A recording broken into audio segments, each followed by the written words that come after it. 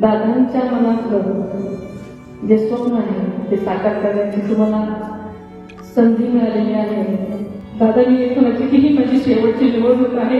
3 वर्षाच्या निवडणुकांना आहे. एका क्षणात आपण सगळे पोरके झालो. बोलत असलेले राज्याचे कृषी मंत्री बंडराव हर्षवर्धन पाटील, रविशंका दगडाणी साहेब, आमचे संभाजी होळकर, सुरेशांना खोते साहेब, दुर्गाणी साहेब आणि सर्वच मान्यवर आणि आपण सगळे सिंगापूरचे सन्माननीय आदिवासी सदस्य आणि बंधू, सर्वप्रथम मी पंचायत समिती आणि जिल्हा परिषद मध्ये इंदापूर तालुक्याने संबंध पूर्णच्या पूर्ण सीट जिंकून जो विक्रम केला आहे त्याबद्दल मी तुम्हा सर्वांचं आणि सगळ्याच नेते मंडळी, कार्यकर्ते आणि जनता त्यांचे मी मनापासून आभार मानते.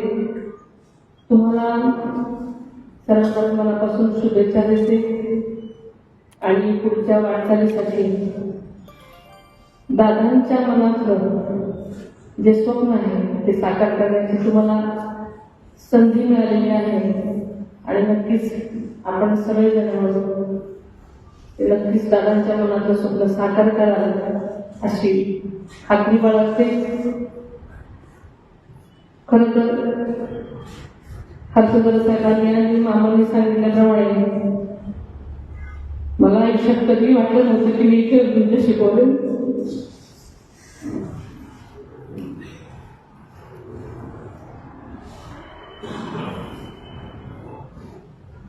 दादा, मी ही माझी शेवटची निवडणूक आहे. 3 वर्षाच्या निवडणुकांना आहे आणि तेवढ्याच उत्साहानं प्रत्येक निवडणुकीमध्ये जीवाचं रान त्यांनी करायचं ठरवलेलं असतं. त्याचं कामच असतं आणि त्याच्यामुळे ते सकाळी सकाळी इकडे यायला निघाले.